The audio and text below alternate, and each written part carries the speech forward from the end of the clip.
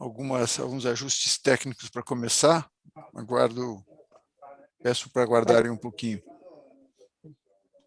Opa, peraí.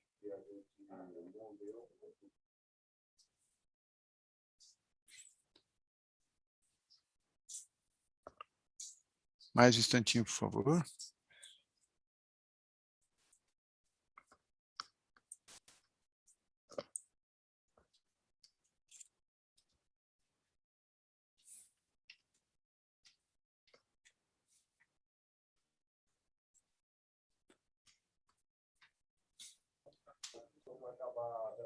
O pessoal está entrando aí, o número está aumentando. Mais alguns segundos e a gente já começa. Vou pedir para os meus colegas que não estiverem conversando com intervenções que deixem no mudo, ok? Ok.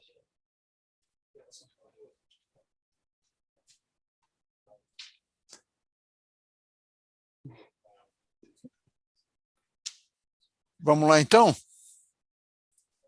Boa tarde a todos.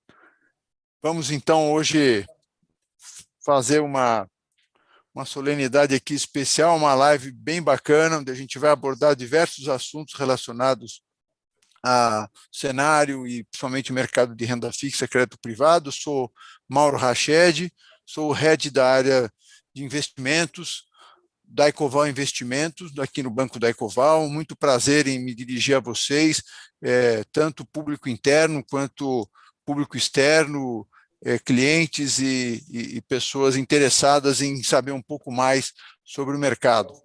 Estou aqui hoje com pessoas não só competentes, profissionais de grande relevância, mas com amigos, né? E acho que é mais legal ainda quando a gente pode unir as duas coisas.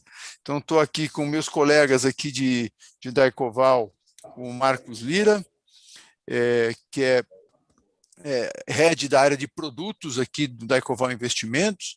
Estou aqui com a Geise Pereira, que é, dentro da área de produtos, a head da linha de fundos de investimento, né? E estamos recebendo hoje, com muita satisfação, né, meus ex-colegas de Integral, né? Estou aqui com a Maria Laura, que é head de RI, né, Relações com Investidores da Integral. Estou aqui com a Rafaela, que é da equipe, né, da Maria Laura, então a banker aí que faz o relacionamento com o mercado conosco aqui, e estou com meu amigo Marcos Iório, head de gestão da Integral Investimentos, né, e que vai ser aí o principal speaker aí da nossa live. Eu vou passar a palavra aí rapidamente para cada um, pelo menos para dar um alô, e retomo aqui a palavra em seguida. Lira? Tá muito frio, Rached, foi por isso que eu demorei. Boa tarde a todos. É um prazer estar novamente aí voltando com as lives do Banco da Ecoval. A gente ficou meio parado aí durante um bom tempo aí, mas é sempre bom voltar e voltar com força total aí, com uma haste importante aí, e se discutir novamente um cenário aí com a alta da taxa de juros. É um produto que faz total sentido na carteira dos nossos clientes, e a gente já vem definindo isso há muito tempo, né, Rached? Então foi uma boa escolha aí para a gente voltar de novo ativa. Geise. Boa tarde, pessoal. Boa tarde a todos. Boa participação de todo mundo aí, dos assessores do Banco da Ecoval, os clientes acessando também. Muito obrigada pela audiência. Como o Rached falou, a nova parceria do Banco da Ecoval, tá? Eu convido vocês a irem mandando as perguntas pelo chat, pelo Q&A, durante a apresentação, tá? Que a gente vai respondendo ao longo aí, vai tirando as dúvidas, para ficar uma coisa bem bacana e interativa, ok? Obrigada. Maria Laura. Boa tarde a todos, prazer aí estar apresentando a Integral e os produtos que a gente pode aí estar agregando para vocês. Prazer imenso da Ecoval estar dando essa oportunidade aí para nós aqui da Integral.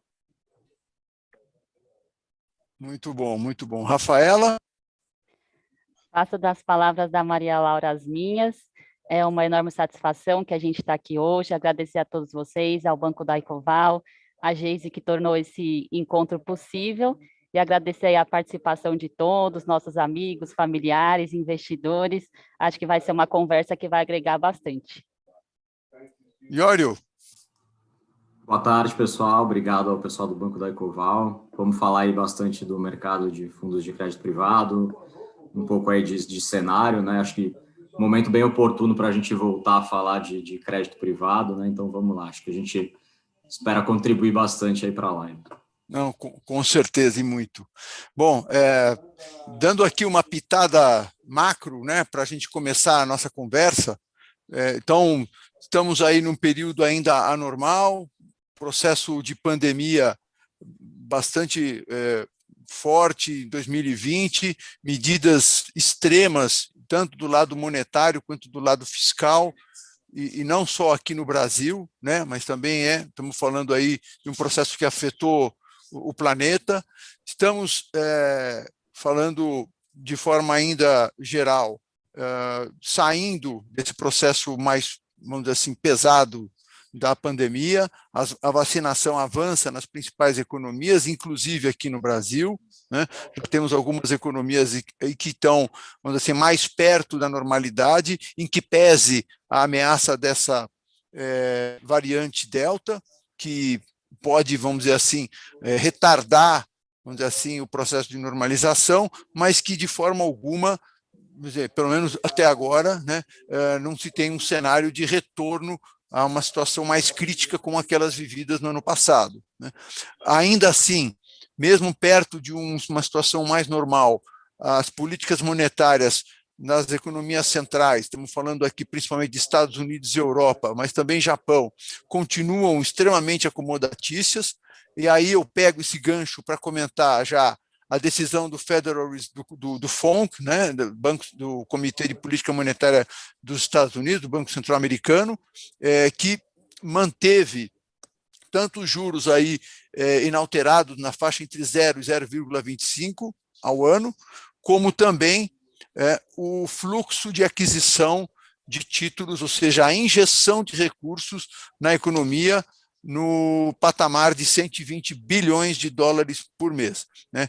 O Federal Reserve admitiu que a situação evoluiu, né, desde o início dessas medidas mais extremas, né, mas ainda não chegaram ao ponto de fazê-los refrear o ritmo de injeção de recursos, tá certo? Então, isso faz com que o mercado adquira um pouco mais de confiança, tire um pouco dos temores, pelo menos temporariamente, de uma reversão dessas condições mais acomodatícias globais, né, e faz com que o cenário fique um pouco menos ameaçador para os mercados emergentes, tá certo? Internamente, nós tivemos um processo de redução drástica da taxas de juros reais negativas ex-post, tivemos a inflação dos últimos 12 meses está batendo aí na casa de 8,5%, em alguns momentos quase 9%, e a taxa de juros, todo mundo sabe, né, nos últimos 12 meses, muito baixinha, então estamos aí com juros real negativo de perto de pouco menos de 5%, entre 4% e 5%. Então, é algo inédito no mundo pós-plano real, mas o processo de normalização das taxas de juros já foi iniciado, o Banco Central vem aumentando as taxas de juros, né, esse ano, já estamos aí com a Selic em 4,25, e a pergunta é quais serão os próximos passos, mas a gente sabe que é de aumento contínuo, a questão é se o ritmo de aumento vai ser maior ou menor e qual é o orçamento de aumento de juros que a gente tem pela frente. Nós aqui no Banco da Ecoval prevemos, por enquanto, um aumento de taxa de juros da Selic até um patamar de 7,5%. Esse 7,5% deve acontecer até o primeiro trimestre do ano que vem, mas, dependendo das condições, pode ser já atingido até o final deste ano. Tá? Não descartamos essa hipótese. Para o final deste ano, estamos aí com probabilidade maior de 7% por enquanto, e podemos revisar isso para cima. Inflação para esse ano muito elevada ainda, na casa aí perto dos 7%, algo bastante significativo, mas a gente também admite que uma parte dessa inflação é uma inflação de oferta, não é uma inflação de demanda. As cadeias produtivas ainda não foram totalmente normalizadas, né? A Apple mesmo ontem estava falando da carência, da falta de fornecimento de chips, não só para a indústria dela, mas para a indústria de forma geral. Então, por aí a gente vê que as cadeias produtivas ainda têm um caminho a seguir, a percorrer, até que venha uma normalização total. Então, uma parte dessa inflação vem de choques de oferta, e o caminho melhor, o remédio melhor para esse tipo de situação não é o aumento de taxa de juros. Então, isso faz com que a gente também tenha que preservar a possibilidade dos juros não subirem tanto quanto a gente está aqui preconizando, tá certo? Então, nesse contexto, né, de juros mais elevados, a gente tem as empresas se adaptando cada vez mais a essa situação anômala. Estamos tendo aí uma safra de balanços referente ao segundo trimestre, e a gente percebe que o grau de alavancagem das empresas, principalmente das maiores empresas, aquelas que estão representadas na Bolsa, vem se reduzindo na média. Isso tem reflexos no mercado tanto de bolsa quanto principalmente de crédito privado, né? E é nesse contexto, né, de alta de juros e, vamos dizer assim, certa normalização e melhoria nos balanços, que eu fecho essa introdução para passar a palavra para o Marcos e perguntar, bom, como é que o mercado de crédito privado se comportou, né, desde do manicômio que se instalou lá em março do ano passado. Eu estava lá na Integral, a gente assistia, olhava aquela tela aqui, a gente estava junto, né, quando na pior situação ali, no ápice da crise, né? Tivemos boas discussões ali do que fazer com a carteira. A gente tinha ali, por conta da competência da equipe, né, vislumbrando spreads muito pequenos. No final de 2019, começo de 2020, a equipe de gestão tinha um caixa bacana, então conseguiu fazer um bom trabalho de reciclagem da carteira, de aumento do yield médio da carteira, né, e acho que a Integral e os cotistas estão colhendo os frutos disso até hoje, né? Mas eu não quero dar uma de spoiler mais do que já dei. Passo a palavra para você, Iório, para que você possa... Acho que é isso. Acho que do ponto de vista de alocação, né, Rached, acho que até foi positivo para a gente a crise, né? A gente conseguiu aproveitar o caixa que a gente tinha para comprar operações muito boas. Agora, do ponto de vista de captação, que eu acho que não foi muito bom, porque o mercado passou a resgatar muito, né, os fundos de crédito privado, o CDI muito baixo, acho que foi um motivo que acabou tirando o investidor dos fundos de crédito privado, né, e agora acho que é um motivo também principal que a gente volta a ver o investidor voltando para esse tipo de fundo. Eu vou até compartilhar aqui a apresentação, onde a gente tem alguns gráficos para falar um pouco dessa volta do investidor para os fundos de crédito, né? Só um segundo. Eu dei uma olhada nessa apresentação, está até com uns gráficos novos aí, tá bem bacana. Queria até parabenizá-los. Tá aparecendo aí para vocês? Tá sim. Tá sim. Então, aqui, enfim, acho que a Selic, a gente tem visto esse movimento, né? Aqui o carrego da Selic é o azul e a expectativa é a cinza, então a gente tem uma expectativa de Selic bastante forte daqui para frente, né? Acho que tudo isso que o Rached já comentou. E a gente vê o impacto disso nos fundos de crédito privado, né? A indústria sofreu demais com o CDI baixo, lógico, muitas outras coisas ajudaram, né? Mas principalmente o CDI baixo, as operações de crédito com muito pouco spread, né? As operações pagavam ali spread de 0,50 para operações de 7, 8 anos. Os fundos naturalmente tinham uma rentabilidade mais baixa. Pandemia ajudou, logicamente, né? Aumentou a aversão a risco, a gente viu muito investidor saindo dos fundos de crédito. Agora, com a expectativa de CDI mais forte, recuperação da economia, emissões com mais prêmio, a gente tem visto a volta do investidor para os fundos de crédito privado. A gente acha, até por isso, que o momento é bem oportuno para a gente voltar a falar de fundos de crédito.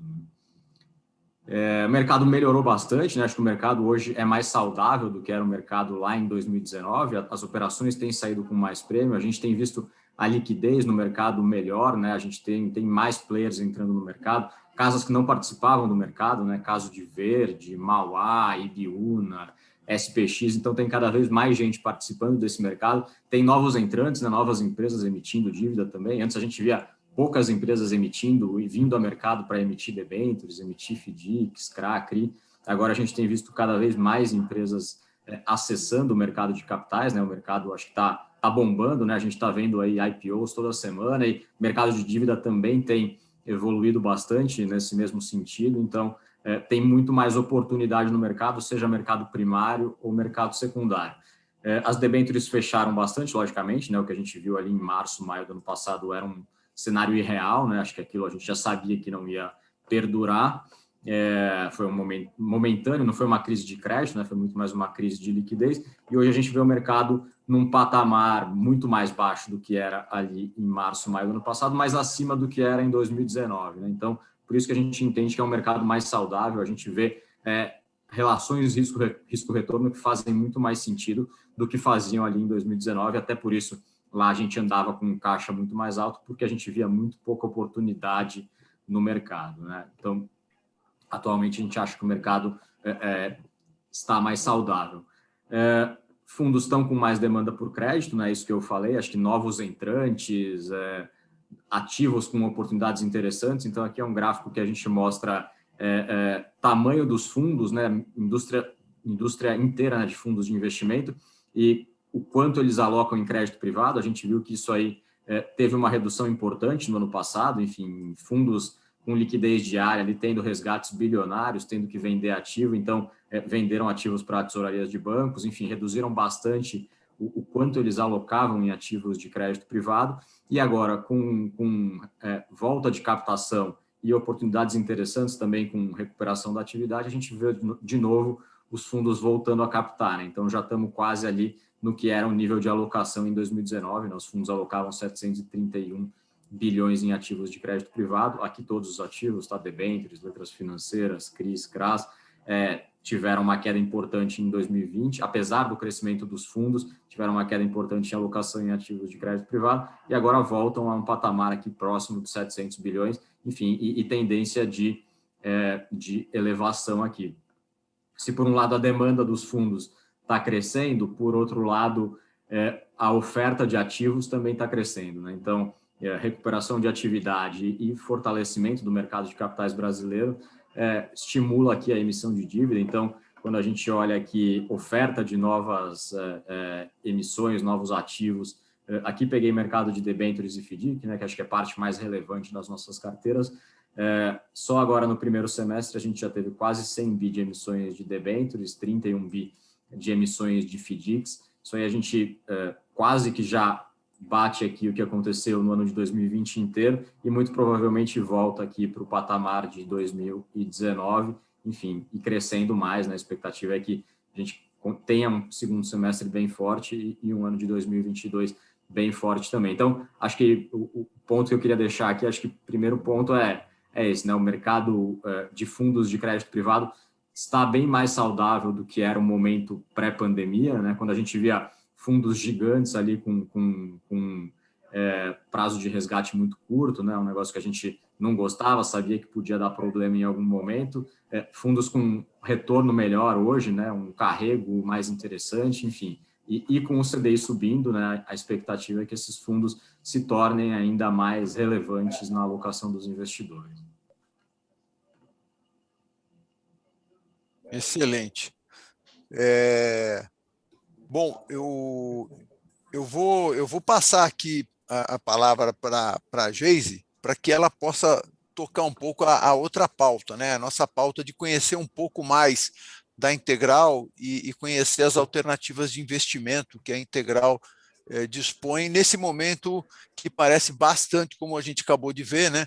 É um momento bastante oportuno para a gente aumentar a alocação em CDI. Nossas carteiras recomendadas aqui no Daicoval têm refletido esse posicionamento estratégico de alocação, né?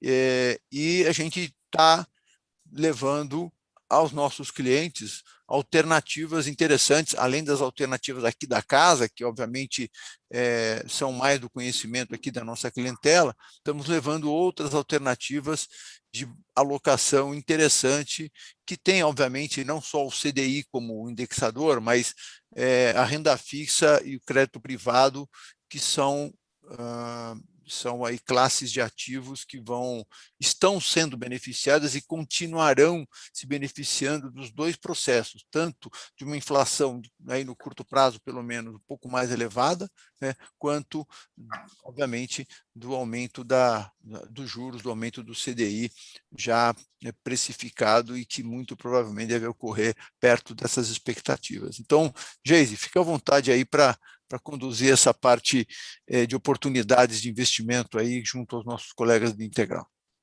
Obrigada, Rached. Muito em linha do que o Rached mencionou, tá?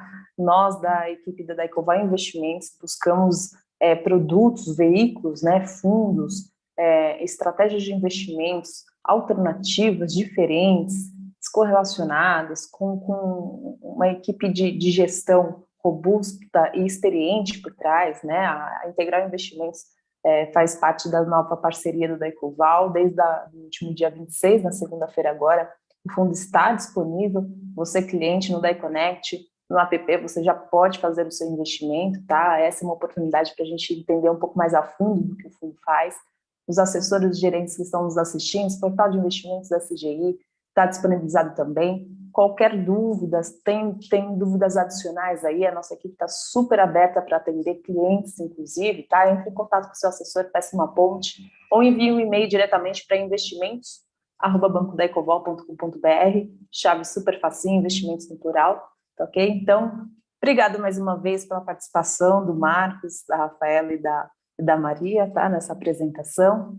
Eu gostaria que vocês comentassem, então, um pouquinho da história da Integral, né? Equipe de gestão, como que é a experiência, qual que é a expertise de vocês, de onde surgiu a Integral, quanto tempo de fundação? Claro, com Rafa, certeza, Geise. Vou compartilhar de novo aqui, Rafa. Perfeito.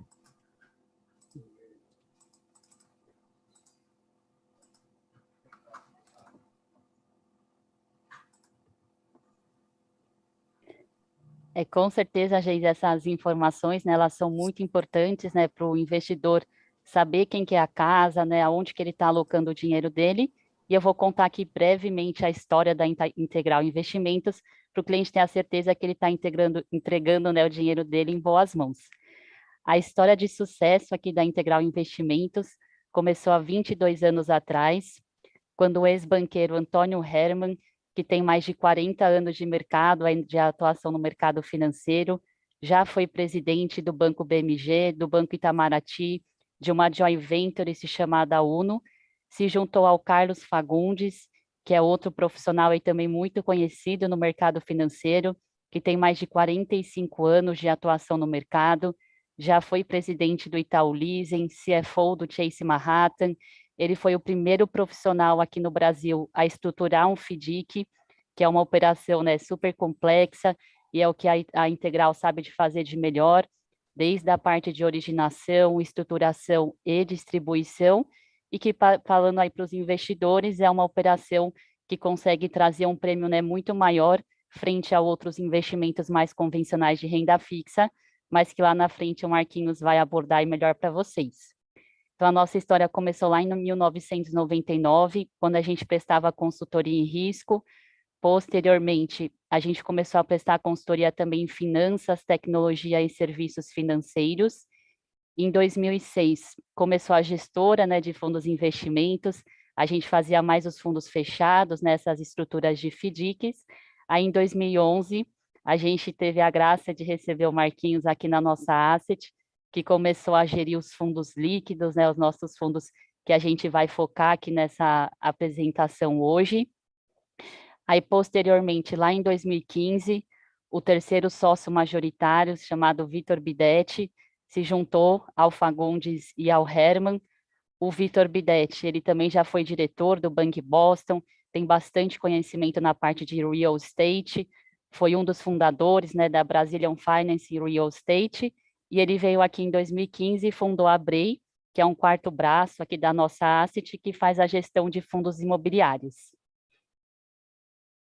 Ótimo, Rafaela, obrigada aí pela apresentação. Realmente uma equipe muito experiente, robusta, né? E eu acho que são de conhecimentos complementares, ok? E Então, lembrando, né, Geise, lembrando que durante um bom tempo teve um quarto sócio aí, que é uma referência nesse mercado de FDIC também, que é o Bruno Amadei, que ficou aí de 2005 aproximadamente até 2020, são 15 anos aí de contribuição de uma pessoa também que é referência nesse mercado de crédito privado. Acho que vale um pouquinho a gente só chamar a atenção aqui para o processo de governança que a empresa tem passado, bem robusto. Então, a gente montou um conselho consultivo aí composto por pessoas muito relevantes no mercado também, que sendo o presidente do Conselho Alcides Tápias, que é uma figura bastante conhecida aí de todo o mercado, né, que tem uma cadeira relevante no nosso conselho, e trouxe toda essa, enfim, junto com, obviamente, toda a mudança que a gente vem fazendo aqui, esse processo de governança mais forte, mais robusto para dentro da Integral. Isso é muito importante, né? O controle de governança, o controle de todos os processos, isso garante o cumprimento das regras e faz a qualidade da gestora integral, ok? Falando para o cliente, para o assessor que está assistindo, falaremos de 3 fundos hoje, tá? Os 3 também estão disponíveis no nosso portal, na nossa plataforma. É o Integral Renda Fixa, Crédito Privado, Integral Selection e o Nest Integral, ok? Eles vão comentar aí mais para frente a estratégia de investimento de cada um deles, o diferencial de cada um deles. Estão com a palavra.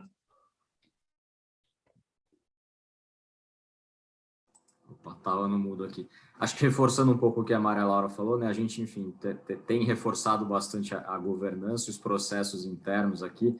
Eu acho só que vale falar que acho que um primeiro diferencial da Integral é a participação, né, do comitê executivo, dos sócios fundadores no dia a dia da empresa, né? A gente tem visto o surgimento de muitas assets novas atuando em crédito privado, e, enfim, não cabe a gente discutir em que estágio cada uma delas estão, mas acho que aqui vale a gente citar, né? Acho que o comitê executivo, os sócios fundadores têm muita experiência, né? Acho que, enfim, estão nesse mercado há muito tempo e participam do dia a dia da decisão dos fundos, né? Então, para todo ativo que vai para a carteira dos fundos, a gente tem um comitê de crédito e um comitê de investimento, onde tem a participação de pelo menos um dos sócios fundadores, né? Do Herman, do Fagundes e do Bidesh. Então, as operações só são aprovadas por unanimidade e com a participação de um deles, dentro do comitê de crédito, dentro do comitê de investimento. Então, acho que um primeiro diferencial que a gente tem aí é essa experiência, né? Acho que, enfim, pessoas muito reconhecidas de mercado, atuando sempre em crédito e que participam do dia a dia da gestão dos fundos, né? Marcos, se você me permite, eu fiz parte, né, durante mais de um ano desses comitês e posso testemunhar para vocês, tá, que a coisa é séria, o pau come mesmo. Quem não concorda fala, tem discussões conceituais, obviamente, sobre os emissores, sobre a operação. Ninguém tem vida fácil nesse comitê, não. A coisa só passa realmente se fizer sentido, e muitas vezes o caso sai da pauta para ser reforçado, para trazer informações que não foram trazidas num primeiro momento, para só depois amadurecer e efetivamente passar. Então, isso aí eu estou dizendo para vocês de alguém que esteve lá, sentou na cadeira e que algumas vezes também passou seus calores aí. Exato. Rafa, Maria Laura, querem complementar alguma coisa de estrutura ou podemos entrar já para falar do acho que a última coisa que eu gostaria de mencionar é que também recentemente a gente fez algumas contratações relevantes, tá? A gente trouxe aí o Daniel Miralha, né, que hoje é o Chief Risk Officer nosso, também com esse viés que eu havia mencionado para esse olhar bem forte na governança e ajudar a gente a estruturar essa parte mais fortemente.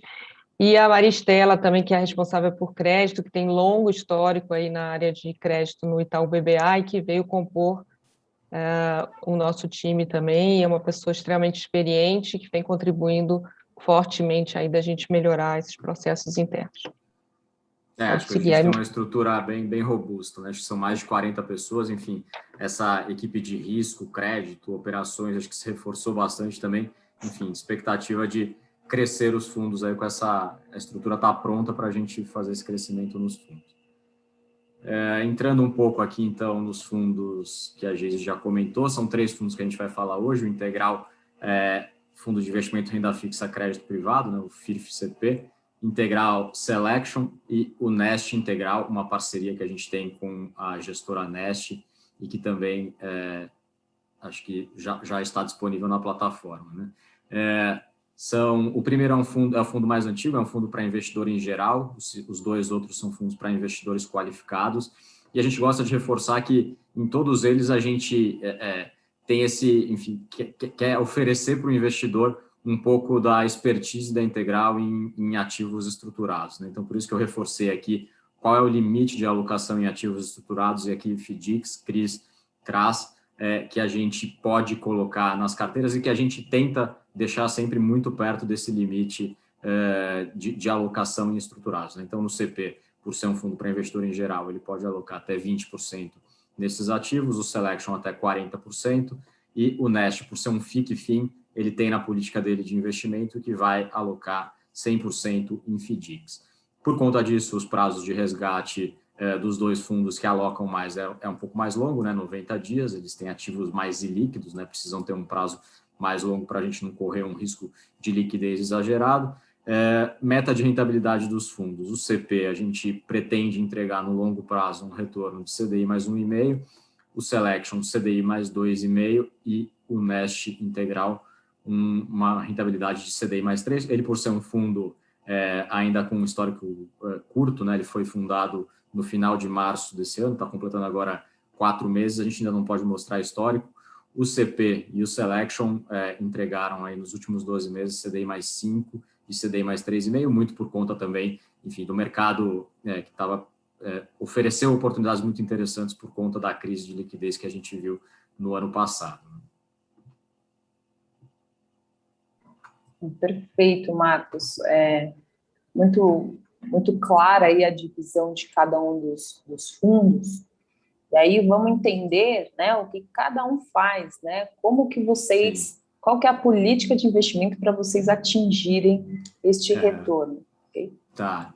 Aqui só falando um pouquinho, Geise, de crédito estruturado, por que a gente aloca tanto em crédito estruturado e fala tanto disso? Enfim, é o DNA da Integral, né? É como a gente nasceu, uma empresa que estruturava e distribuía FDIC, depois passou a gerir FDIC, hoje faz gestão de carteiras de renda fixa, crédito privado, e a gente gosta de alocar nesse tipo de estrutura, porque a gente acha que é onde tem a melhor relação risco-retorno, né? A gente vê spreads mais interessantes em estruturas onde a gente consegue agregar garantias, então são estruturas seguras com spreads interessantes, né? Aqui a gente pegando hoje o que o mercado secundário tem de taxa média para FDIC e para debentures, a gente consegue ver bem isso, né? Debentures na média ali pagando entre CDI mais 1,20, 1,30 até próximo de CDI mais 2, um pouco abaixo de CDI mais 2 para prazos mais longos, isso olhando aqui operações AAA em mercado secundário, enquanto que para FDIC a gente vê taxas mais altas, né? E aqui por diversos motivos, né? O dinheiro disponível para FDIC é menor, né? Os fundos podem alocar menos em FDIC do que eles podem alocar em debêntures. Existe um prêmio por iliquidez, né? O FDIC ele é mais ilíquido do que a debênture, então por conta disso o mercado acaba pedindo mais prêmio para FDIC.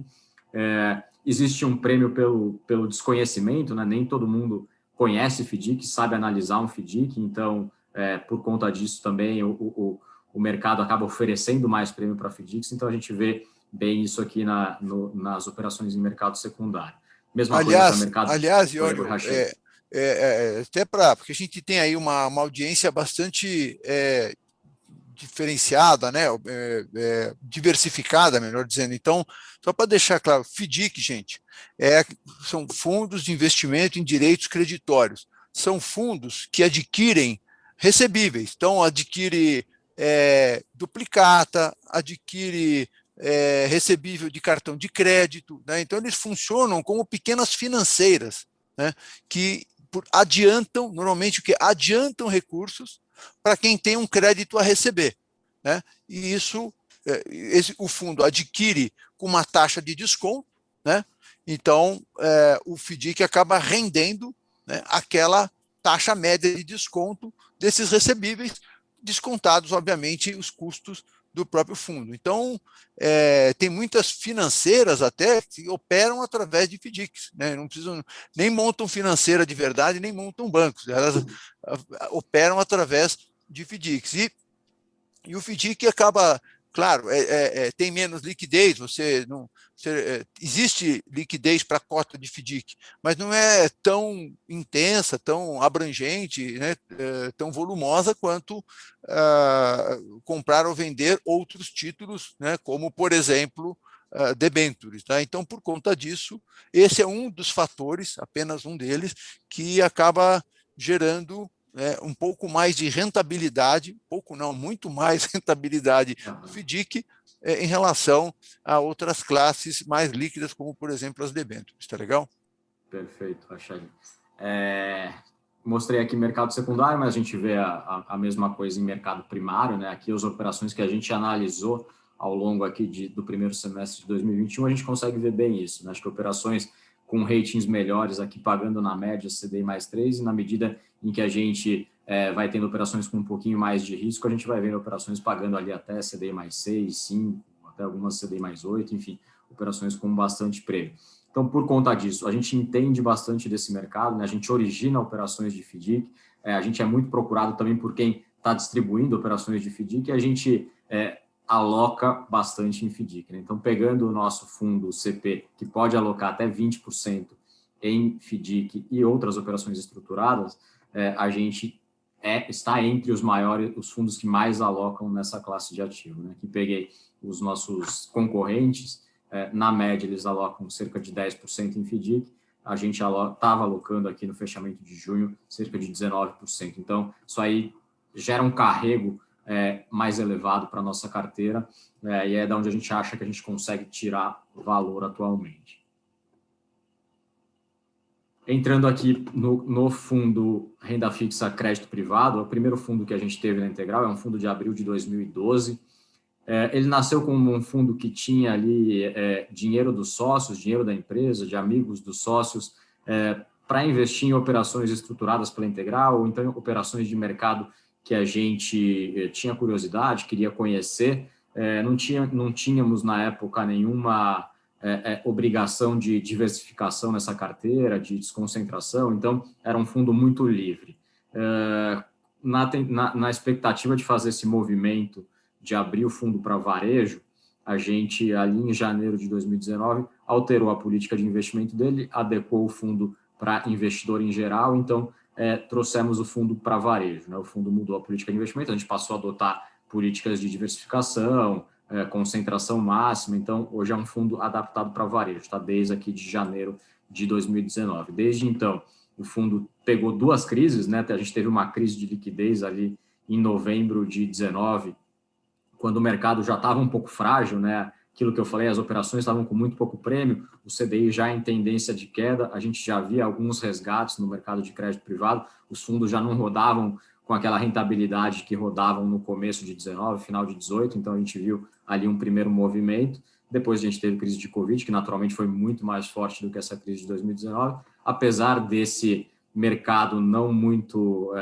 propício para os fundos de crédito privado, a gente conseguiu ter uma rentabilidade interessante nesse período. Entregamos 28 de 30 meses positivos, 27 de 30 meses acima do CDI, e entregamos a rentabilidade que a gente espera entregar no longo prazo para o investidor. CDI mais 1,51, a gente espera entregar uma volatilidade de 1,5%. E não deixou 41%. Desculpa, e não deixou de entregar rentabilidade acima do CDI no pior ano, né? Talvez o pior ano da história do crédito privado, ou se não foi o mais, foi um dos piores, que foi 2020, né?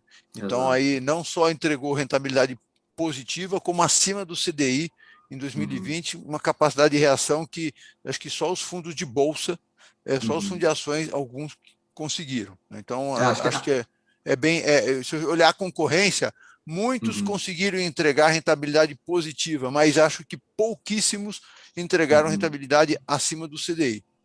Sim, acho que entra muito aquilo que você falou, né? A gente já não estava muito animado com o mercado de crédito privado aqui no final de 2019. Então, a gente não se importava em carregar um caixa um pouco mais alto. Tivemos até um mês aqui abaixo do CDI, um mês muito perto do CDI, porque a gente achava que as operações estavam com uma relação risco-retorno muito ruim, né? Operações de prazo super longo, apesar de serem de bons devedores, pagando spreads muito pouco interessantes. Então, a gente carregou um caixa maior no final de 19, começo de 2020. Lógico, ninguém imaginava que ia vir uma pandemia, mas a gente estava com mais caixa, talvez, do que a média da indústria, e conseguimos gastar esse caixa quando a gente já estava um pouco mais confiante com a retomada ali da liquidez no mercado. A gente conseguiu investir bem esse dinheiro que a gente conseguiu guardar nos meses onde a gente não estava muito confiante, né? Então, por isso, acho que a recuperação foi bem positiva.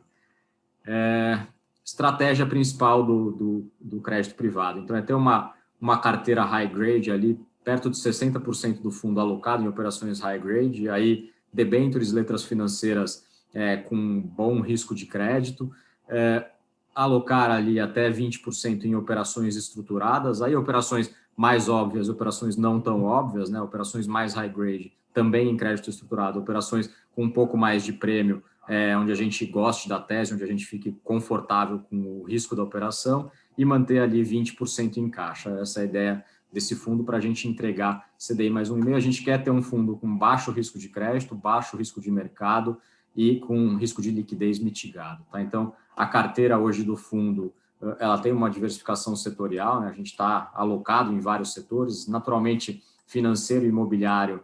Financeiro por ter muita operação, né? Letras financeiras de bancos, e imobiliário até por conta da BREI, que é a gestora de real estate que a gente tem no grupo da Integral, a gente acaba alocando mais nesses dois setores. A gente tem uma concentração máxima por ativo de 2,5% do PL, tenta manter um limite de emissor até 4% do PL. Hoje a gente está com uma carteira concentrada em riscos AAA, AA e A em 90%, somando caixa mais debêntures nessas operações. Para entrar no fundo tem que ter um rating mínimo BBB-. As operações que a gente tem BBB na carteira, né, a gente tem hoje uma concentração de 8% em operações BBB na carteira, são operações estruturadas, então que tem bastante garantia e que tem, enfim, tem riscos mitigados, né, no caso, enfim, de algum estresse, são operações que têm mitigantes, então a gente está bem confortável com essa posição também. A gente tem um ativo BB na carteira, é uma debênture da IMC, que a gente já tinha antes da crise, se não me engano, ela era uma debênture que tinha a nota AA. A empresa foi rebaixada durante a crise, né? Para quem não conhece, a IMC, International Milk Company, é a empresa que toca as operações do frango assado e da Pizza Hut aqui no Brasil. Naturalmente, sofreu muito por conta da pandemia, né? Os restaurantes ficaram fechados durante muito tempo.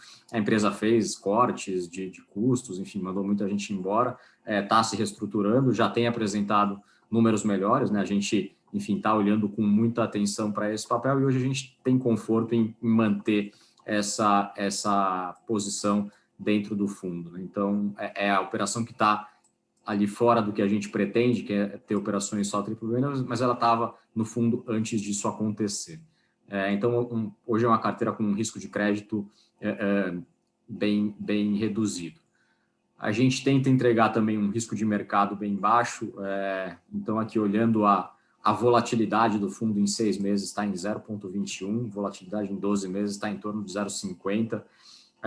Como é que a gente faz isso, né? A gente pretende estar bem concentrado em operações alinhadas ao benchmark da carteira. O benchmark é em CDI mais 1,5, então a gente quer ter ali o máximo possível da carteira alocado em ativos que rendem CDI mais. A gente pode ter operações em IPCA mais na carteira? Pode, mas vão ser operações ou com uma duration bem curta, né, duration ali de no máximo 2 anos, se for acima disso, somente com hedge, então a gente faz o DAP. Historicamente, a gente teve muito pouca operação em IPCA na carteira, enfim, a gente gosta de operações em CDI+, tem visto até mais retorno em operações em CDI+, não tem feito alocação em operações em IPCA+. Até fizemos ao longo do ano passado, né, já olhando uma inflação mais forte, mas, enfim, valores reduzidos da carteira. Além disso, o fundo não compra cotas de FII e nem faz investimentos no exterior. A gente tem visto alguns fundos de crédito privado comprarem cotas de fundo de investimento imobiliário. nada contra, mas não é a nossa, enfim, a gente não faz esse tipo de investimento aqui. Então, por conta disso, a gente tem apresentado uma volatilidade mais baixa do que a média do mercado. A gente vê poucos fundos aqui com volatilidades mais baixas do que a nossa e poucos fundos com um retorno maior do que o nosso, olhando um histórico de 12 meses. Então, quando você pegar o Sharpe desses fundos aqui, muito provavelmente a gente vai estar entre os maiores Sharpes nos últimos 12 meses. A gente entende que, enfim, a alocação em fundos de crédito privado, ela tem a função de reduzir a volatilidade e não adicionar volatilidade no portfólio, né? Então, por conta disso, a gente não vai colocar debêntures de infra, fundos imobiliários, investimento no exterior, porque não é, para esse fundo aqui, não é a política de investimento, tá?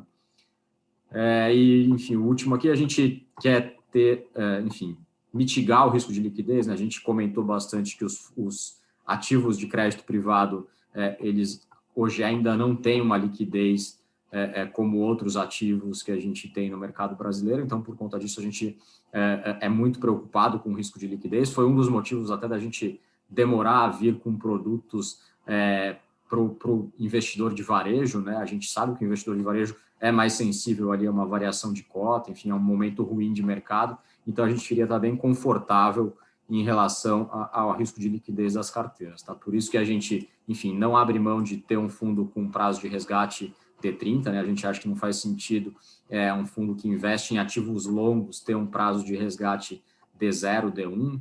A gente tenta manter sempre um caixa aqui mínimo de 20%, em alguns momentos vai estar até mais alto do que isso, mas a gente acha que um caixa 20% é suficiente para a gente pagar resgates em 30 dias, manter um passivo pulverizado e um ativo diversificado. Historicamente, a nossa carteira tem se mostrado muito líquida, né? A gente roda um monitor aqui, eu coloquei um print do monitor, a gente roda um monitor aqui quase que diário para ver em quanto tempo a gente consegue zerar a nossa carteira. A gente hoje, mais de 60% do fundo, a gente consegue vender no mercado secundário em poucos dias, tá?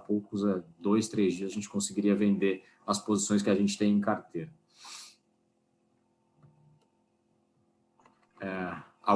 Marcos, só uma perguntinha rápida. Isso, você está apresentando o crédito privado, tem 3 fundos abertos aí, a gente vai olhar, mas qual é o total da estratégia, crédito privado na Integral? A gente acabou passando rapidinho, Rachad, de voltar aqui rapidinho. Ativos sob gestão totais da Integral, tá? Hoje a gente está com quase 10 bi aqui, entre FDICs, fundos exclusivos, aqui olhando Integral e BREI, tá? FDICs, fundos de crédito exclusivos, fundos de crédito abertos, outros fundos 555, FIPs e fundos de investimento imobiliário. Então, a gente dá um zoom aqui na categoria gestão ativa crédito privado, a gente tem fundos exclusivos de crédito privado, são em torno de 250 milhões, e fundos abertos, a gente está falando de hoje 63 milhões, tá? Então, nessas três estruturas que a gente está mostrando para vocês. Perfeito. Então, a estratégia total crédito privado aí são mais de 300 milhões de Isso, exato. É bom, é bastante considerável. E a gente, só aqui um outro ponto, tá? A gente, para esse fundo aqui, para o crédito privado, a gente está fazendo um movimento aqui ele era um fundo que já tinha uma carteira enquadrada para fundos de fundação, tá? Os fundos que seguem a 4661. A carteira já era enquadrada porque ela tem, enfim, debêntures, letras financeiras, FDICs que estão são permitidos para alocação dentro da 4661. Então, a gente colocou aqui a possibilidade de receber investimentos de fundações para esse fundo. Então, a gente deve ter um crescimento de PL aqui nas próximas semanas, dado que a gente fez essa flexibilização para receber dinheiro de fundações. Tá? Então, tem expectativa RPPS aqui também, Marcos? Não, RPPS não. RPPS, acho que tem algumas questões na regra aqui que acho que aí a gente teria que mudar um pouco da política, e a gente também não quer mudar a política, né, para não prejudicar quem está. Então, como a 4661 é muito parecida com a 555 para investidor geral, a gente conseguiu fazer essa flexibilização. Tá? Então, a gente vai ter entrada aqui provavelmente de 15, 20 milhões nos próximos dias. Tá? Então, já fica também, a gente já consegue implementar mais políticas de diversificação, fica uma carteira ainda melhor. Falando aqui do Selection, né, então seria uma graduação acima do CP, né, um fundo para investidor qualificado, permite uma alocação maior em crédito estruturado e tem um objetivo de retorno naturalmente um pouco mais alto, CDI mais 2,5. É um fundo que a gente começou em junho do ano passado. A gente via muita casa, muito investidor ali olhando o mercado de crédito privado, né, vendo o que estava acontecendo, muita oportunidade interessante, o mercado já caminhando para uma volta à liquidez e querendo aproveitar esse movimento, mas, enfim, estava sem braço, não tinha expertise para abrir um fundo de crédito, para comprar ativos de crédito. A gente viu aí uma oportunidade de abrir esse fundo, num primeiro momento, para aproveitar essas oportunidades, né, para comprar ativos de crédito que estavam muito baratos, né, riscos muito bons e que estavam muito baratos.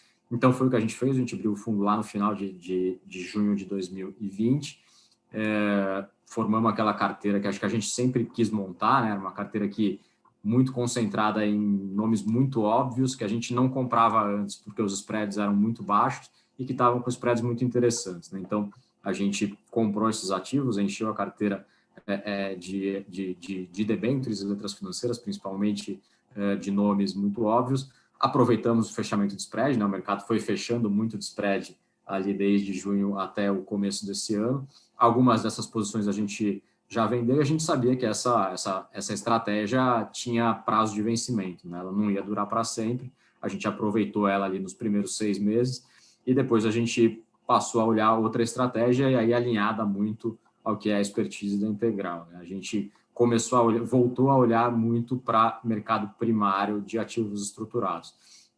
O mercado primário de FDICs,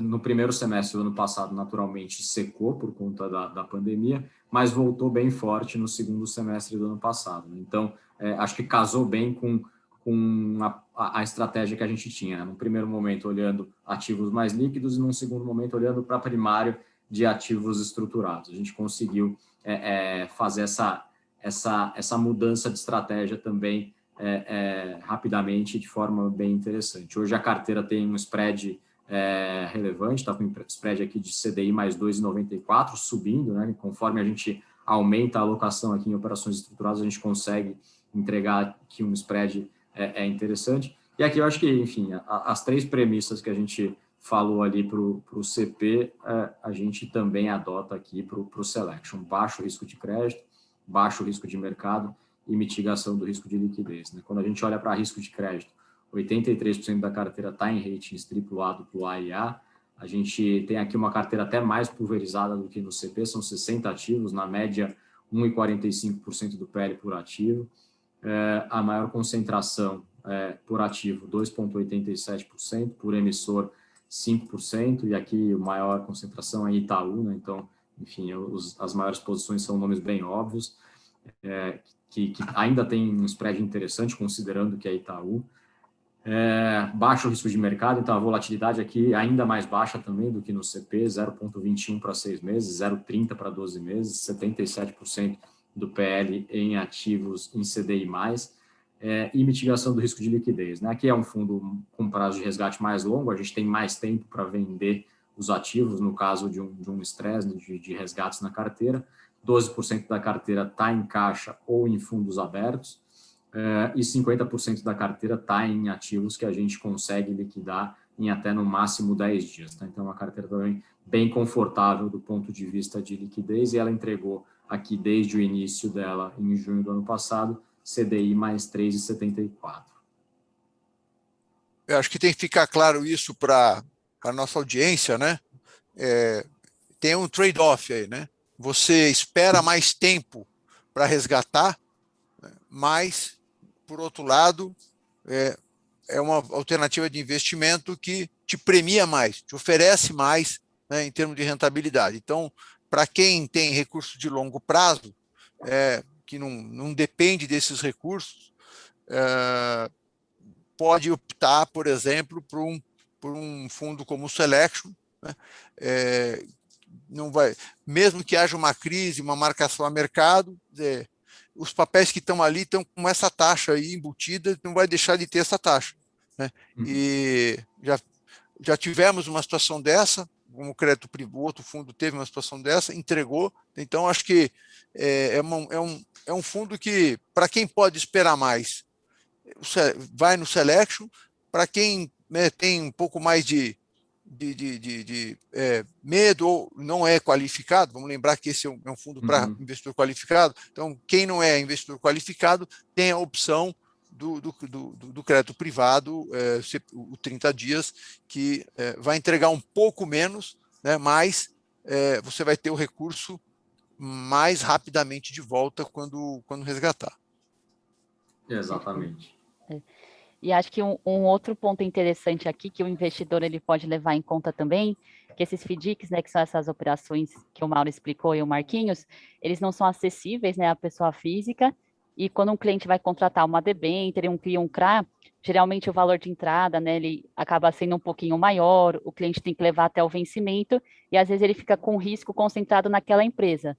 Então, aqui, através do nosso fundo, o ticket de entrada ele é bem baixo, né, a partir de R$1.000, o cliente consegue ter uma diversificação, né, tanto de cedentes quanto de segmentos, né, de empresas diferentes, e consegue ter acesso a esses spreads que o Marcos trouxe aí dos FDICs através do fundo. Então, com certeza, são opções bastante interessantes para ter dentro do portfólio. Eu vou deixar uma deixa para a Geise. Desculpa, Geise, eu ia te deixar, deixa e você ia deixar para mim, ó, deixa que eu deixo. Mas rapidamente, Geise, mas rapidamente, só para poder falar, eu acho que o que a Geise e eu sentimos é que toda casa que tem um diferencial de crédito, que nem a Integral tem, que é a parte de originação de crédito, que eu acho que é mais importante, ela acaba gerando resultado no portfólio. Eu concordo com você, Rafael, acho que isso, você tem acesso a talvez a debêntures, ou CRI, ou CRA, ou FDIC, que o pequeno investidor ainda não tem acesso, porque eu acho que o mercado está mudando e está mudando muito rápido, essa questão de acesso para investidor.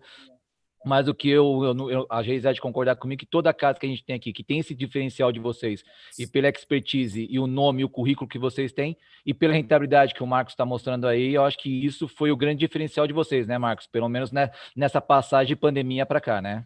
Sim, exato. Acho que ter uma alocação em crédito estruturado ajudou bastante, porque, enfim, existe ainda essa anomalia do mercado hoje, que a operação de crédito estruturado não tem marcação a mercado, né? Então, acabou jogando a favor da gente também num momento de crise, né? A gente não tem marcação a mercado, como tem nas debêntures, não é um negócio que, enfim, deve perdurar para sempre, né? Na medida em que a gente tenha mais liquidez nas operações de FDIC, a gente deve começar a ter marcação a mercado nesses ativos, mas nesse caso a gente aproveitou essa situação, né? A carteira bem alocada em crédito estruturado acabou se sobressaindo em relação a outras carteiras que não tinham esses ativos, né? Eu vou aproveitar você, Marquinhos, que você colocou um ponto agora que eu acho que é relevante, né? FDICs não tem marcação em fundos, concorda? Isso é normal. Isso. Lá atrás você estava com CDI baixo, então os prêmios você tinha até você cobrava o seu spread que você cobrava era maior, mesmo com juros baixos, você tinha um retorno melhor para você como dando dinheiro ali. Juros mais altos agora, a concorrência aumentando, que nem você colocou, o segundo semestre agora veio muito mais emissão também de FDIC aí também, tomando dinheiro também. Juros altos, concorrência, você acha que esse mercado muda o spread para frente, olhando para frente? Acho que a gente viu operações com spreads que de fato não devem perdurar, tá, Marcos? Mas eu acho que hoje a gente vê mais players, tanto na ponta ali do ativo, né? Mais gestores comprando ativos de crédito privado, né? Quando você falaria que o verde é olhar para esse tipo de transação, enfim, Mauá, IBU, né, SPX, olhando para transações de crédito privado, então você tem mais dinheiro disponível, mas você tem também a parte de originação de ativos mais forte, né? Então você vê mais empresas captando, mais empresas precisando de dinheiro para investir, né? Acessando o mercado de crédito. Então eu acho que, diferente do que a gente viu, acho que lá atrás, em 2019, onde tinha muito dinheiro, né? Fundos gigantes ali, fundos de 6 bi, 5 bi, comprando ativos a qualquer preço, porque não tinha muita emissão. Hoje a gente vê o ativo e o passivo crescendo mais casados, né? Então, apesar da gente acreditar que vai ter uma redução de spread lá na frente, ela não deve ser tão significativa para a gente voltar no patamar que a gente vê ali em 2019. A gente deve continuar tendo oportunidades bem interessantes. Isso aí. Então, acho que esse é o diferencial frisado pelo Marcos e pelo Lira, essa expertise em crédito estruturado. O Banco da Equival tem o DNA de análise de crédito também, então o Lira e o Rached estão super próximos aí da asset da Equival, então tem bases para identificar quando o produto tem qualidade, tá? Quando a gente promove lives, assim, coloca um gestor aqui para falar para vocês, é que a gente realmente acredita no produto, acredita no retorno que ele pode dar, tá? E a gente está bem confiante em colocar isso na nossa plataforma. Combinação de investimentos em tipos de crédito privado, né? Uma debênture, uma letra financeira, um CRA, um CRI, então isso faz a diferença, os percentuais de cada ativo e a análise, né? Vocês viram aí que 90% da carteira do crédito privado renda fixa é alguma nota A, double A, triple A, e o Selection, pelo menos 83%, mais de 80% também nessa linha. Então, realmente tem a qualidade. Passando um pouquinho agora, virando a bola para a gente não passar muito do horário, vamos falar do Nest Integral, né, que é um fundo novo, ele é administração do Banco da Ecoval, também prestamos serviços aí, vocês são os nossos clientes de certa forma, né, está dentro de casa, mas o fundo ainda não tem 6 meses, a gente não pode ainda falar de rentabilidade, de números, a carteira está em construção. Então, Marcos, desculpa, se você puder falar então da estratégia do Nest Integral, por favor. Isso, aqui acho que a ideia é oferecer 100% da alocação em crédito estruturado em cotas de FDIC, né? Então, ele é um FIC-FIM, né? Ele é um 555 ainda, né? Então, para investidor qualificado e por ser um FIC, ele pode comprar até 100% em cotas de FDIC, né? Uma gestão compartilhada entre a Nest e a Integral, enfim, a gente tem um relacionamento há bastante tempo com o Otávio Vieira, que é o gestor de renda fixa, crédito privado da Nest, e aqui acho que a ideia é a gente, enfim, ter uma complementariedade entre as casas, né? O Otávio, ele tem um histórico muito grande olhando operações de crédito, com um viés muito de olhar operações de FDICs muito excedente, muito sacado, então ele conhece todo mundo nessa indústria, né? Ele, enfim, já há bastante tempo aloca em ativos dessa natureza, enquanto a gente na Integral não olhava para esse tipo de ativo, porque não tinha o conhecimento, né? Não conhecia os sócios envolvidos atrás de cada transação, e a gente olhava muito mais transações de outra natureza, né? Consignado, financiamento de veículos, meios de pagamento, enfim. Então, acho que casou muito bem aqui o viés de cada uma das duas casas. Toda operação que a gente leva para o fundo, ela passa por um comitê de investimento, então o comitê tem a participação da Integral, e aí participa risco, crédito, sócios da Integral e a gente na gestão, e tem a participação da Nest, e só são investidas caso tenha unanimidade, ou seja, as duas gestoras têm que estar de acordo com o investimento, né? Então, tem funcionado muito bem, acho que muito por conta dessa complementariedade, né? Acho que ele trouxe ativos aqui que a gente não tinha o conhecimento para levar a comitê, e a gente levou ativos aqui que a gente gostava e que ele não conhecia, então tem funcionado muito bem. A carteira está com um spread muito interessante, de fato a gente ainda não pode falar muito de rentabilidade, né? Vai poder falar ali a partir do final de setembro, o fundo completa 6 meses, tem uma primeira rodada ali de seed money, então a gente deve captar ali em torno de 20 milhões nessa primeira rodada, aqui está 11 milhões o PL atual, mas a gente já rompeu essa barreira, está atualmente perto de 14 milhões, e enfim, a gente acha que é um fundo bem interessante ali para compor o portfólio também, né? Vai ser um fundo com... Está bem alocado já, Iório? Já está bem alocado, Rached, está aqui com 96% de alocação, 4% em caixa só. É verdade, desculpa, eu não tinha visto ali que era o caixa ali. E como é que está a taxa de carrego nessa conformação de hoje? Ele está com um carrego, olhando para ativos, em torno de CDI mais 4,30, 4,40, tá? Então são ativos com bastante prêmio. Que beleza. Tirando o efeito do caixa, enfim, tirando custos, ele está rendendo ali perto de CDI mais 3,15, CDI mais 3,20, então rentabilidade bem interessante, com volatilidade baixíssima, até por conta dessa não marcação a mercado que a gente tem nessa indústria. Então, acho que é um fundo muito interessante ali para compor um portfólio, né, para tirar a volatilidade e agregar um retorno. Até, enfim, a gente deve começar a ter mais volatilidade no mercado daqui para frente, quando começar a falar de eleições no ano que vem. Bolsa deve ter mais volatilidade, câmbio deve ter mais volatilidade, um ativo como esse, né, como os três que a gente mostrou aqui, vão ajudar a tirar a volatilidade de portfólio, né? Esse aqui, acho que mais do que os outros, até porque a volatilidade dele é baixíssima. Mas aí vem a pergunta, você não disse que FDIC tem menos liquidez, eu também não disse, e como é que você faz para entregar em 90 dias o resgate da... A gente tem aqui cotista? algumas transações, Rached, que são abertas, né? O mercado, principalmente de FDICs multicedente multisacado, tem fundos abertos, porque ele tem recebíveis muito abertos, né? Tem recebíveis muito curtos. Então, desconto de duplicatas ali, a carteira desses caras tem um prazo médio ali de 30, no máximo 40 dias. Então, eles conseguem pagar resgate caso um cotista peça em coisa de 30 dias. Então, a gente mantém uma parte relevante da carteira em operações abertas. Além disso, a gente sabe muito na Integral, até por ser uma casa que distribui FDIC há muito tempo, a gente sabe quem compra cada tipo de transação, né? Então, caso a gente precise vender alguma operação em mercado secundário, a gente sabe ali quem acessar, né? É um mercado que está ganhando liquidez, né? A gente não tem a liquidez que a gente tem em debêntures, mas a gente tem operações muito líquidas, né? Se pegar a FDIC Singenta, FDIC Soma, que é da Stone, enfim, são operações que já tem uma liquidez considerável. Então, principalmente isso, né? quando a captação está agora, como está agora, a captação está crescendo, exato, né? Então, exato. tem demanda por ativo. Exato. E investidores que estão olhando para esse tipo de ativo, né? Porque esses investidores mais sofisticados, né? Esses fundos que eu falei, fundos multimercado, né? Casas que nasceram como multimercado, mas hoje estão olhando para transações de crédito, já tem um viés mais sofisticado e já olham para transações de crédito estruturado, né? Então, tem cada vez mais gente acessando esse mercado. Então, a tendência é que a gente comece a ter mais liquidez também, né? Se pegar, eu falei de Singenta, o FDIC Singenta, FDIC Saneago, FDIC Selg são FDICs que têm liquidez muito parecida com o debênture. Aproveitando esse gancho da liquidez, surgiu uma pergunta aqui, foi feita no link do YouTube, tá? Antes de falar as perguntas, eu quero agradecer aqui a participação de vários comentários que tivemos lá, tá?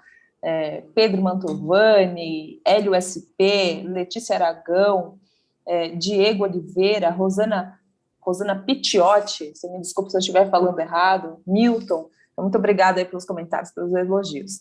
A pergunta é do Gabriel Cleto. Ter volumes menores nas operações atrapalham a liquidez da eventual mudança de carteira? Se eu entendi bem a pergunta, foi isso. Ter volumes menores nas operações atrapalham a liquidez eventual de mudança de carteira? O tamanho menor ele acaba sendo um pouco prejudicial quando você vai negociar em mercado secundário, porque, enfim, você tem um poder de barganha menor ali, né? Para conseguir comprar um ativo, comprar um lote menor, você acaba tendo um poder um pouco mais baixo, né? Mas como a gente mostrou ali atrás, que a gente tem, enfim, alguns fundos exclusivos sob gestão também, e a gente tem crescido aqui na alocação, a gente hoje consegue ter alguns tickets maiores, então isso aí passou já a não ser um problema para a gente, né? A gente tem hoje conseguido comprar operações ali muito perto do que é marcação a mercado, então a gente já não sofre mais com esse tipo de problema. A gente tem olhado muito também para mercado primário, né? Hoje a gente não está tão dependente de mercado secundário, o mercado primário está bem ativo, então de fato, isso aí faz sentido, mas já não é um problema que afete mais a gente aqui na gestão dos fundos. Ok, sem mais perguntas, isso significa que a live foi muito esclarecedora, muito proveitosa, aí ninguém tem questões adicionais. Bom, gente, a gente já até prolongou um pouquinho, né, do que a gente estava se propondo a fazer, já uns 10 minutos, então, sim, eu vou passar a palavra aí, Marcos e equipe Integral, para que vocês possam dar a sua última menção. Acho que só fechando, resumindo, né, acho que até já falei, Rached, Geise e Lira, a gente entende que o momento do mercado é muito propício para fundos de crédito privado, muito por conta dessa alta do CDI, mas muito porque a gente vê hoje um mercado muito mais saudável, com operações boas, com bons devedores, com players entrando no mercado. Então, a gente está muito animado aí para ter um crescimento dos fundos. Além disso, a Integral também está muito preparada para esse crescimento, né? Então, a gente conta aí com a ajuda de vocês, com a parceria, enfim, estamos à disposição para quem tiver mais dúvidas sobre os fundos e quiser saber, enfim, aprofundar na carteira, olhar como que é comitê de investimento, enfim, a gente está 100% à disposição para fazer reuniões, enfim, com potenciais investidores, é só acessar a gente aqui. Legal, legal.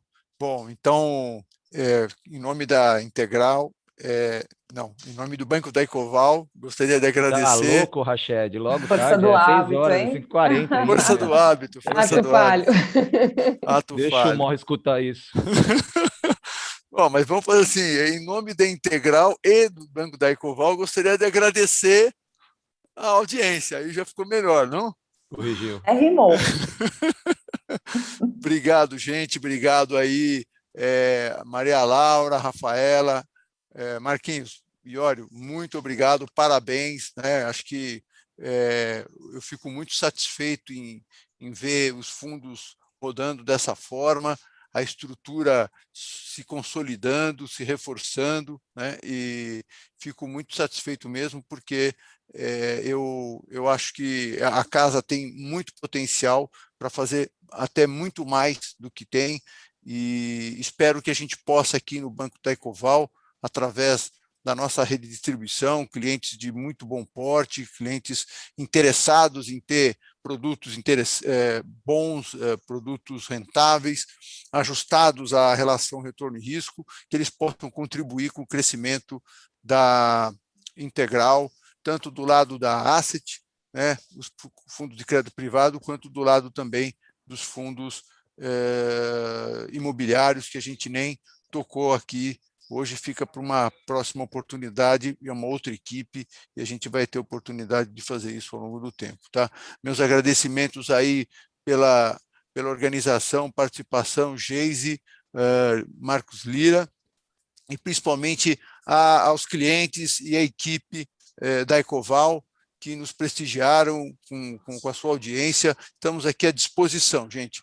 O que vocês precisarem, deixem seus comentários aí, podem enviar, como disse a Geise, qualquer um, interno ou externo, investimentos@bancodaecoval.com.br. Vai chegar direto na caixa da gente aqui, e se for dirigido aí para Integral, a gente repassa a pergunta, a informação, sem problema nenhum. Tá legal? Então, muito obrigado a todo mundo, até uma próxima oportunidade e bons negócios, tudo de bom. Se cuidem. Tchau, tchau. Tchau, tchau, pessoal. Tchau, boa tarde. Obrigada, boa tarde.